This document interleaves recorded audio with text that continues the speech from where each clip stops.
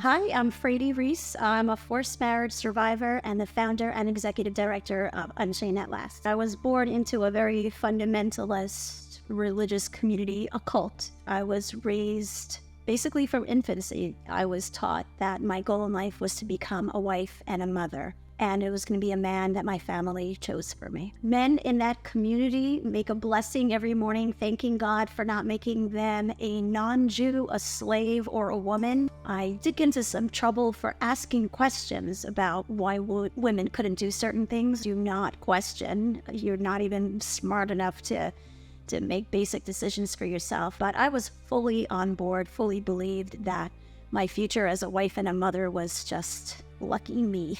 Couldn't wait. In the very insular religious community where I grew up, which was the ultra-Orthodox Jewish community, a man is allowed to divorce his wife, but a woman is not allowed to divorce her husband. A woman doesn't even have the right to end her own marriage. Men refuse to give their wife a get, a religious divorce, as a way to torture them. I'm not going to give you a religious divorce, a get, unless you give me $1 million, give me the marital home, give me custody of all the kids, etc. And I saw this with my mother, who experienced horrific physical abuse to the point of almost death, at least twice, at the hands of my father. And then when she finally got up the courage to leave and to ask for a divorce, the answer was just hell to the no.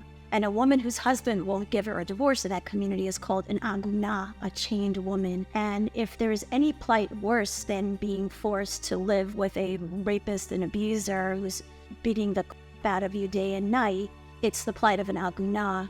If women are second-class citizens, an aguna is a third-class citizen, just victimized again, re-victimized, blamed for her own plight somehow, and just treated like the scum of the earth. And I saw my mother experiencing this.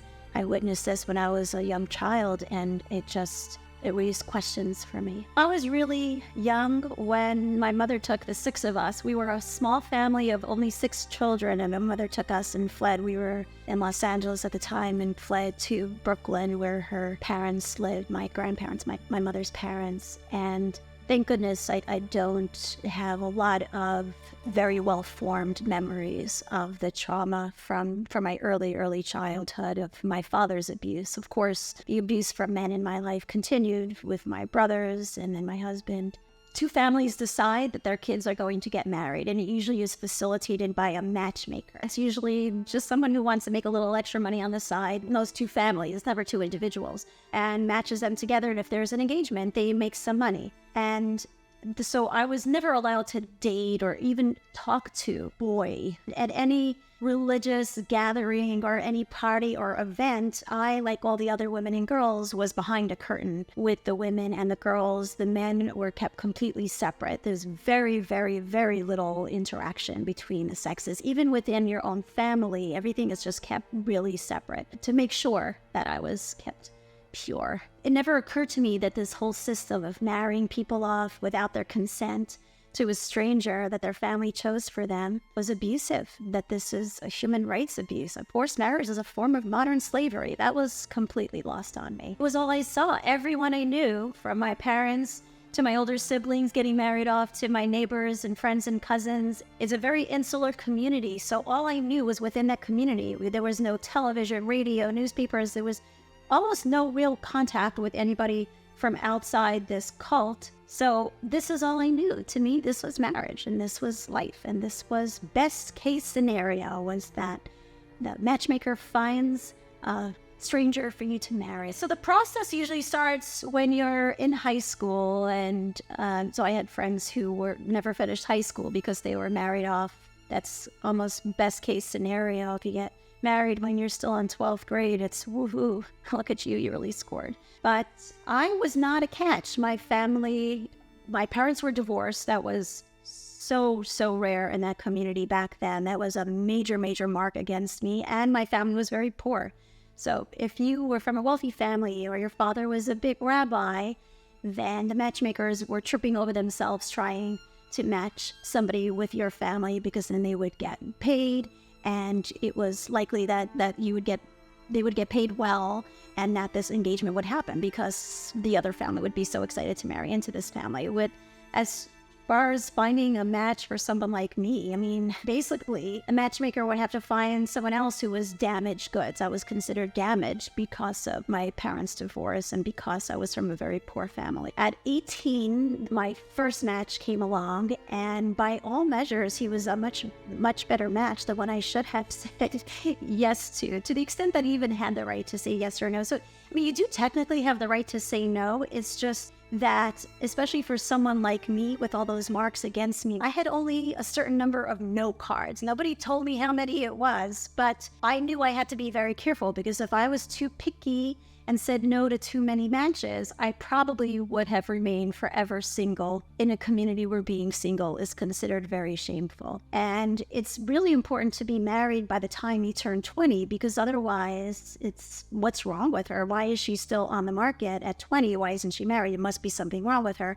And then none of the boys' families want anything to do with a girl who's still single at 20. So at 18, I had my first match, which seemed like a really great match. The way it works is you don't get to date and hang out together and get to know each other. You get to meet very prescribed, limited number of meetings, never allowed to be alone together, always in a public place or with other people around. And you get an average of about 7 dates over a period of a few weeks. Never allowed any physical contact, by the way. So you're never allowed to be alone together, not allowed to have any physical contact. And on one of these limited so-called dates, this guy told me that he sometimes smoked marijuana. It seemed like a sin that God was going to punish him for, and if I was around, I was going to get punished too somehow. I told my mother, I said, I don't think I can say yes to this man. He smokes. And it became, oh my goodness. So we rejected that match. So now I had used up what I, in my head, had assumed was my one no card, and I was already turning 19. So now what happens? So the second match that came along, I kind of thought, he doesn't smoke. The fact that he smoked 2 packs of Marlboros every day, in my head, that wasn't a sin, so that's fine. The fact that twice when we were out on our so-called dates, he got into physical fights with other people, punching, rolling around on the street, that did not occur to me as a problem, that this is somebody with violent tendencies. It was somehow was what triggered the alarms in my head, but everything else I was seeing with this other guy, to whom I was not at all physically attracted, but I was told that's not important. We had nothing in common, but the matchmaker and my mother was saying, no, this is the right guy for you. We did all the research. We chose this guy. He's the right one, and he doesn't smoke. So he's perfect. The signs of what was to come were there right away. While I was engaged, I was subjected to a virginity exam. I had to go to a gynecologist and undergo a physical examination to confirm that my hymen was intact and I was a so-called virgin. So the rabbi told me to do this, so it must be right. The fact that the World Health Organization calls that a human rights abuse, I was not aware of that. I became this man's wife when I knew him for a total of about 3 months. Entire week leading up to the wedding, we weren't allowed to even talk to each other on the phone. No contact at all. While I was engaged, I had to go to bridal classes where I was explicitly told that I was required to have sex with my husband. There's no consensual sex in these marriages. I was required to have unprotected sex with my husband on my wedding night, and then on a monthly basis thereafter, timed very specifically for when I was ovulating, with a very deliberate purpose to make sure that I had as many children as possible. And that was how I gave birth to my first child 11 months after my wedding, and pretty soon had 2 children that I did not consent to the point that the bridal class teacher explained to me that it was going to be physically uncomfortable because it hurts to be penetrated when your body is not ready without any foreplay. And then in my case, it was also with a man who had spent the day torturing me. And so it's physically painful. And so she told me to use KY jelly. That was her workaround for how physically painful these rapes were going to be. She sent me home literally to be raped with a tube of KY jelly. And not just one rape, again and again and again, with a reprieve only when I was non-consensually pregnant. Well, at my wedding, one of the most painful memories of my wedding is how stupidly happy I was. I thought, I'm not going to end up one of those single women. Look how wonderful this is, that my mother, despite all my flaws, that I dared to have divorced parents and I was bad enough to be born into a poor family. Look at me, they still found me a match. Woo, yay. I was so stupidly happy. I always say I walked down the aisle to my execution wearing the world's ugliest gown and a big smile on my face. I was just relieved that all my friends were getting married, and I had thought I'm going to be the only one who's not married because I'm the only one whose parents are divorced. I had no understanding of what was headed my way, no understanding of what it meant to lose all bodily autonomy, to lose all sexual and reproductive rights, to lose all financial rights, legal rights. I honestly believe that if my husband had, in addition to everything else, all the abusive rules in that community, if he hadn't also been violent and abusive toward me, and I hadn't felt that my life was in danger, that I never would have questioned it. I would have just continued to go along with it. That virginity exam was one of the most traumatic memories of my life. You know, it's something I'll never forget. And that was in 1994, and I still remember it like it was yesterday. And in fact, a few years ago, it was 20 years after it had happened to me, I actually made an appointment with a gynecologist who is, she's in the community. She's a Orthodox Jewish gynecologist who's still practicing in that community. And I made an appointment, pretended that I needed a gynecologist. I have a new name, so she wouldn't know who I was. When she came into the room, I said, I'm not here for an appointment. I'm here to tell you that what you did to me 20 years ago still haunts me to today, and to urge her never to do that again. And she told me that she used to do that regularly for brides, but that she saw how traumatic it was and how upsetting it was, and that she had stopped doing it. And she, which I'm not sure if that's true or not, but at least that's what she told me. She apologized and hugged me and told me that she feels terrible, that this still haunts me. There's the mikvah experience. The mikvah is the ritual bath. The only way to describe that is, again, a sexual assault where you have to strip naked. And this is in a community where naked body is so shameful. I never saw myself naked. Nobody ever saw me naked. But here you have to strip down naked and have somebody examine every inch of your body and then watch you dunk in a bath of rainwater where I got a yeast infection every time because it's the same bath that every other woman dunked in. And it was so humiliating and such a violent act. And I was required to go before my wedding night and then on a monthly basis after you have your period, during the whole time that you have your period, and for 7 days afterward. In that community, you're considered unclean, which means not only are you not allowed to have sex with your husband, which, by the way, that was, believe me, not a hardship, but also not allowed to hand him anything. So you still have to cook his dinner, but you have to put the food down in front of him because you're not allowed to hand him something lest your fingers by mistake touch him, and then it's something impure touching him. You have to sleep in separate beds. So that's why Orthodox Jewish couples have 2 beds. There has to be a piece of furniture in between them. Allowed to undress in front of him, sing in front of him. Still have to make his bed, but just not in front of him. This is not even third class. This is the scum of the earth. This is slavery, domestic servitude, where you're just being told all day how filthy and disgusting you are. And then the only way to get out of this impure state is to go to the mikvah and undergo this sexual assault, and then come home, and you're required at that point to have sex with your husband. And when I came home for the mikvah every month, back to this husband who had spent the whole day describing to me in graphic detail how he was going to kill me, I was not allowed to shower, which is the first thing that I always felt an urge to do. Like after a sexual assault, a lot of survivors feel that urge to shower off the violation. Not allowed to shower. I had to just get in the bed and spread my legs, and I had to have unprotected sex with this man who would not only had spent the day telling me how he was going to kill me, but also made very clear that my body was ugly, that I didn't meet his high standards. The way he described it was that I had the body of a 12-year-old boy. He was very upset that I have small breasts, and that did not please him. He woke up late one morning, this is exactly 1 week after our wedding, and he was furious that he was late.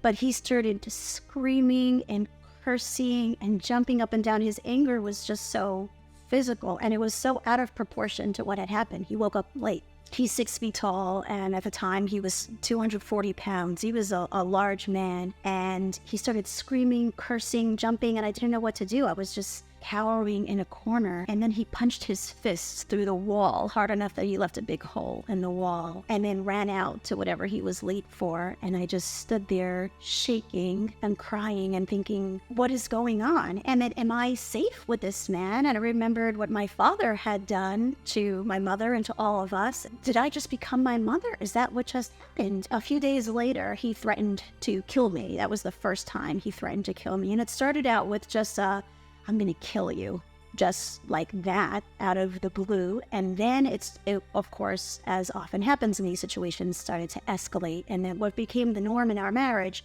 was that he would smash and break things. We didn't have dishes, furniture, walls in the house that weren't smashed. He would just smash everything. And while he was doing it, he would describe to me in very graphic detail how he was going to kill me and how he was going to watch me take my last breath. And then once we had kids, he would also describe to them how he was going to kill me, and then he would tell me he was going to kill them as well. It became this whole murder-suicide fantasy that he would play out constantly. And it was very believable because he was doing this while he was expressing his rage in a very physical way. And then he would push me, throw things at me. He liked to do this thing when we were driving. He was always the driver, obviously, and he would speed up to 100 miles an hour and then jam on the brake to send me flying into the dashboard. I never had a broken bone. I never had a black and blue mark. So it took a long time for me to understand that what was happening was domestic violence, and he never understood that till today. He doesn't think of it that way. These situations tend to escalate, and so it just started getting worse and worse. We were married for a total of 15 years, but we lived together for 12 years, and then our divorce took 3.5 years. There were a few turning points. One of them was I had a friend in the community, because I didn't have any friends who were not in the community, and I never told her. I did try to get help from my mother, from his father, rabbis, and it was all, he's not hitting you. What are you complaining about? Where's your black and blue mark? Where is your broken bone? What are you complaining about? He just has a little bit of a temper. It's just so embarrassing and shameful, and there's so little understanding of domestic violence in that community. It's very much a sense of, it must be my fault. A friend must have sensed what was happening, because one day she slipped me the number of a therapist that she was seeing. She said, this is a therapist who's not in the community, which is not allowed. That's a major sin. I went only a couple of times, but this therapist really explained to me for the first time what domestic violence is. She went over the cycle of violence. She also explained to me what my rights, that I had rights, that I could get a protective order against my husband if I was in fear for my life, as I lived every day in fear for my life. And it was a real eye-opening experience for me. So I had grown up in Brooklyn in New York City, but at the time we were living in Lakewood, New Jersey. There's a very large Orthodox Jewish community there. And after a particularly violent incident at home, I believe I was the first woman in the Orthodox Jewish community in Lakewood, New Jersey, to go to the police and ask for a protective order against my then husband. And they served it. This was when I was 27. They served it on him. The police served it on him, removed him from the home. And that was a real turning point, not for the reasons that you would think. Not because, okay, then he was gone and you were able to file for divorce and achieve safety. No, it was because of the backlash against me for daring to go to the police. The backlash from my friends and family and neighbors and my own community was so extreme. And that community, turning over your fellow Jew to the secular authorities in the Orthodox Jewish community, is a sin that's punishable by death. Rabbis in the community sent an attorney to my house, an Orthodox Jewish male attorney, showed up at my house, drove with me to family court, and made me stand in front of the judge and tell the judge that I wanted to drop the restraining. It was that day when I got home, I realized I need to get out on my own. The police are not going to help me. My family, my community are not going to help me. If I'm going to get out of this alive and get my kids out of this alive, I need to do this myself. And that was when I finally put a 5-year plan in place, during which time I became the first person in my family to go to college. When I was in high school, the all-girls religious high school that I went to in Brooklyn, I had to sign a paper promising not to take driver's ed or the SATs. But I applied to college, went online, did a search, found a school called Rutgers University. It's the State University of New Jersey. I thought, well, that sounds like a good school. Applied, and then I also started saving up cash in the only place in the house that my husband didn't go through my personal belongings on a regular basis, which he would do to make sure I knew that I belonged to him and everything I owned belonged to him. So it was a box of whole grain total in the pantry closet that I saved up more than $40,000. And as I started getting closer, it took me 5 years to graduate from Rutgers with a bachelor's degree in journalism. And during that time, as I got closer to graduating, my then husband was becoming more and more violent because he recognized that he was about to lose control over me. And it got to the point where he wasn't home much during the week because he would travel a lot for work, but on the Jewish Sabbath, on Shabbos, on Saturday, he would be home and he would get drunk. He would go to the synagogue in the morning, come home drunk, and just spend the day just terrifying me and my daughters, who at the time were 7 and 11. He was just, I'm gonna kill you, all of you, I'm gonna kill me. It's all, it was just violent rage the entire day. And it got to the point where the three of us would lock ourselves in my older daughter's bedroom. She had a lock on her door, and we would sit on the floor, the three of us, with me in the middle and my arms around both of my daughters, while he just banged on the door and raged and screamed that he's going to kill all of us. And it got to this point where I was about to graduate, and we're sitting on the floor on Saturday afternoon, and it suddenly occurred to me, why am I doing this? Why am I cowering here in fear? I'm about to get my college degree. I'll be able to finally become financially dependent, because during my marriage, under Orthodox Jewish law, I was forced to be financially dependent on my husband. I said, I'm going to get the hell out of here. I'm going to get my kids out of here. I don't need to put up with this. So I stood up and I opened the door and I told him, shut up. I said, you need to shut up now. You're scaring me and the kids. And if you don't shut up, I don't care that it's the Sabbath and you're not allowed to drive on the Sabbath. I'm going to get the kids in the car and we're going to drive out of here. And it didn't occur to him that I was serious, because driving on the Sabbath is another sin that's punishable by death. So he continued screaming and cursing. So I said, kids, let's go. We're getting in the car. And they said, really? And I said, yep. And drove down. We had a long driveway. The looks on the neighbors' faces when we drove down that driveway. It's something no one had ever done in the history of the Orthodox Jewish community in Lakewood, New Jersey, driving on the Sabbath, and drove the kids to the Freehold Raceway Mall nearby. And they watched. It was the second movie they had ever seen in their lives, because you're not allowed to watch movies in that community.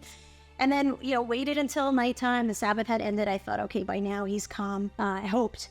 And drove back home, and he was gone. He had taken a couple of his belongings, whatever cash we had in the house, and he just disappeared. He was gone for a week, and during that time, I changed the locks. And then he came home about a week later and just, couldn't get in because I had changed the locks, and he was banging, ringing the bell. I was like, hi, honey, I'm home. And I said, no. My exact words to him were, I have tasted life without you, and it is sweet. You're not coming back. He continued to stalk me. I finally had to get an actual protective order against him, because he continued to stalk me and threaten me even after we were divorced. I stopped wearing a head covering. A head covering is required. Orthodox Jewish women have to wear a head covering from their wedding night through the rest of their lives, and that always made me feel so demeaned. And one of my acts of rebellion, in addition to going to college, which, believe me, freaked out my family, they were not pleased with that. The other thing that I did was I said, I'm not doing this anymore. I'm not wearing a head covering. In that community, that's like walking outside naked. It's such a slap in the face. So at that point, the day that I went and got a haircut and came home without my wig, with all 4 windows of my car down while I was driving down the Garden State Parkway, my family shunned me that day. They just cut off all contact with me. And one of my sisters let me know that my family was planning to sit Shiva for me, or go through the Jewish mourning ritual for me, as if I literally died. Until today, I don't know if they actually did that, because I've had almost no contact with them since then. It's about more than 15 years now already since they declared me dead. But look at me. I like to say, would a dead woman wear this shade of lipstick? Come on. The first time I tried to order a drink in a restaurant at age 32, I asked for a daiquiri because I was looking at the menu. I didn't know how to pronounce a daiquiri. I mean, I knew nothing about the world. So there was that. And then becoming financially independent, but also getting over the loss of my family. And I come from a large family, and a very insular community that takes care of its own, and all of a sudden I was without. I mean, all my friends cut off contact with me. I was left with no one. The only two people in the world who would talk to me were my 7 and 11-year-old daughters, who needed me to fend for them because they had lost everything and everyone as well. It took a long time until I was able to become financially independent and emotionally independent. And I got to a point in 2011 that I was able to buy my own house. I'm in it right now, which is a little tiny Cape Cod, which my daughters and I immediately named the Palais de Triomphe. I don't want to just put it all behind me and move on now that I feel like I've arrived. I said, I want to help other people who are stuck in this situation. And when I was trying to escape, I had no one to turn to. There was no one who understood what I was going through. There was no nonprofit organization or government agency you can turn to and say, I'm being forced to marry, or I was forced to marry and now I need to get out of it, but my whole family has turned on me. They all declared me dead. I'm completely alone in the world. And that's when Unchained At Last was born, it was at the time and remains the only organization in the world that is dedicated to ending forced and child marriage in the United States through both direct services and systems change. You can go to unchainedAtlast.org, and we provide crucial, comprehensive, wraparound, often life-saving services. Everything from helping people escape. We'll help you figure out if you're being held against your will. Many people, when they reach out to us, are being held against their will while a marriage is being planned for them or after they've already been married. So help you escape. And that's including if you were taken overseas, because what we have found is a lot of parents will take their child overseas to force them into a marriage in another country where you can't call 911 and get help. We work with the U.S. State Department and federal agencies to bring them back to the U.S., back to safety. And then we provide all kinds of legal and social and financial services to help people not only get out of a bad situation, but to rebuild their lives. In many cases, after their own family has shunned them, like my family did, and we become their new family. We never charge for any of our services. By the way, they're always for free. And in many cases, we become the new family for these survivors who have lost everyone else in their escape from a forced marriage. And in a lot of cases also, what we need to do is we have to help survivors legally change their name under seal, because that's the only way they can stay safe from a family that just continues relentlessly to search for them, determined to punish them for daring to escape. For anyone who is in or facing a forced marriage, you deserve help and you can get help. Please reach out to us at Unchained At Last or another agency, and know that you deserve help regardless of what the people around you are telling you. You deserve and can get help. In 2015, we expanded our mission to take on systems change as well, because the only way to help a girl under 18 escape a forced marriage is to change the laws to make the marriage age 18, no exceptions. So we now have started a national movement. When I first started doing this, marriage before the age of 18 was legal in all 50 U.S. states. And as young as 0, marriage was still legal in more than half of the United States. And our groundbreaking research showed that 300,000 minors were married in the U.S. just between 2000 and 2018, as young as 10 years old. But we have now started this national movement, and to date, we have helped to ban child marriage, passing simple common sense legislation to make the marriage age 18 no exceptions so far in 10 U.S. states, 2 territories, and we like to say we have only 40 states, 3 territories, 1 district, and the federal government left to go to end child marriage in the United States. We all love to think that these abuses don't happen in the United States, and we love to think those other terrible countries that are not ending forced and child marriage and female genital mutilation, how dare they? We are that country.